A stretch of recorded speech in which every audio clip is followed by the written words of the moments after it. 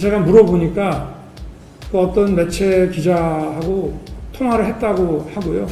자기가 하고 싶은 얘기를 좀 했다고 합니다. 네. 뭐 저는 잘못됐다 이렇게 생각을 하지 않고요. 예. 그래서 뭐 자기도 하고 싶은 얘기를 하지 않았겠나 그렇게 생각하고 있습니다. 네.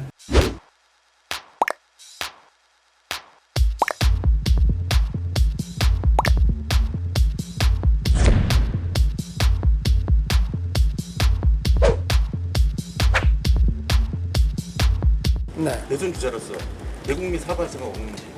지금 재판이 진행되고 있고요. 당사자는 강력히 혐의를 부인하고 있는 것으로 제가 알고 있습니다.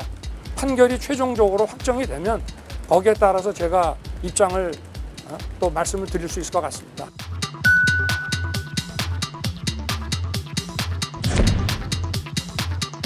윤석열 전 총장님 같은 경우는 만약에 저였다면 권한을 활용한 어떤 부정부패도 없게 했을 것이고 또 본인의 권한을 활용해서 어떤 혜택이나 이익을 보지 못하게 철저히 막았을 것이라는 생각이 듭니다.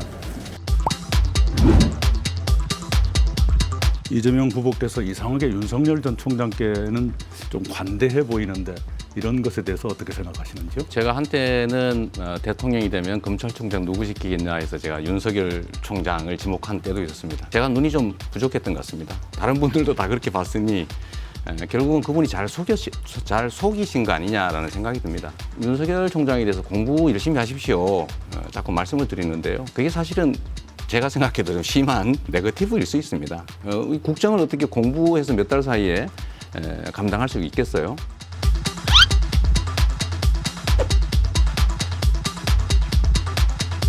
제가 우리 이 지사님의 내서 어떤 공격을 하기 위해서 그 말을 언급한 건 아니고요.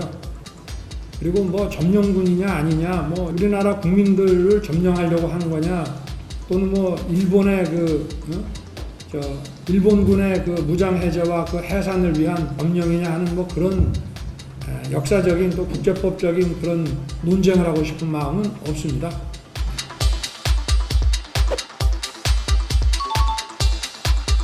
월성원전 사건이 고발돼서 저희가 대전지검의 전면적인 압수수색을 지휘하자마자 바로 감찰과 징계 청구가 들어왔고요.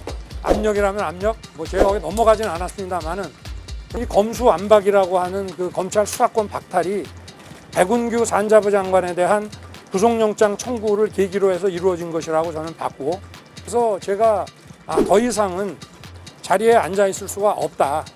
결국은 제가 오늘 여기에까지 이런 정치에 참여하게 되는 이런 계기가 된 것 역시 결국은 월성원전 사건하고 무관하지 않고 결국은 이 정부의 이 탈원전과 무관하지 않다고 저는 생각을 합니다.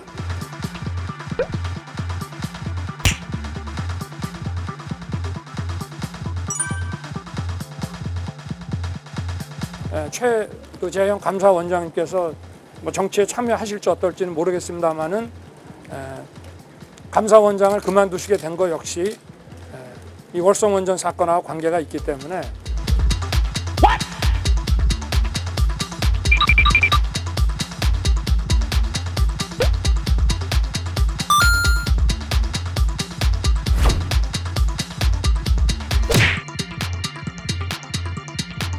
국회감사 요구 이후에 산업부 공무원들이 관계 자료를 거의 모두 삭제했습니다. 그것을 복구하는 데도 시간이 걸렸고 감사장이 이렇게 감사장이 심한 감사는 제가 재임한 동안에 처음 있는 겁니다. 자료 삭제는 물론이고 와서 사실대로 얘기 안 합니다.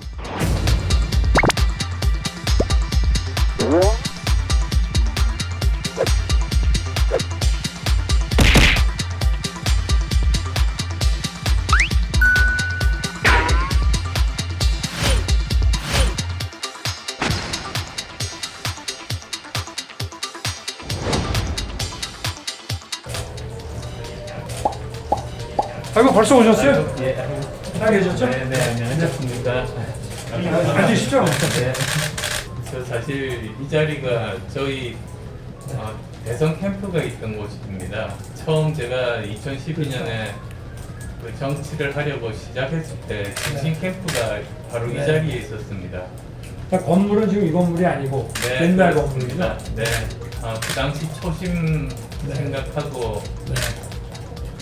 그리고 또 오늘 만나 뵈면서 지금 이제 초심을 간직하고 네. 계신 상황에서 뭐 그때 제 생각도 진솔하게 말씀드리고 네. 싶습니다. 저는 정치의 대선배시니까 좋은 말씀 좀 부탁드리겠습니다.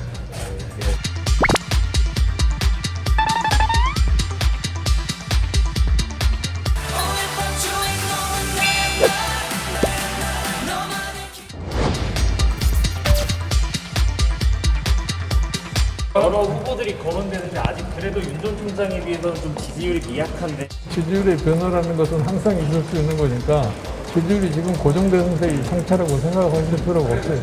윤석열 전 총장 만나세요? 나는 만난 적이 없어요. 만나는 얘기를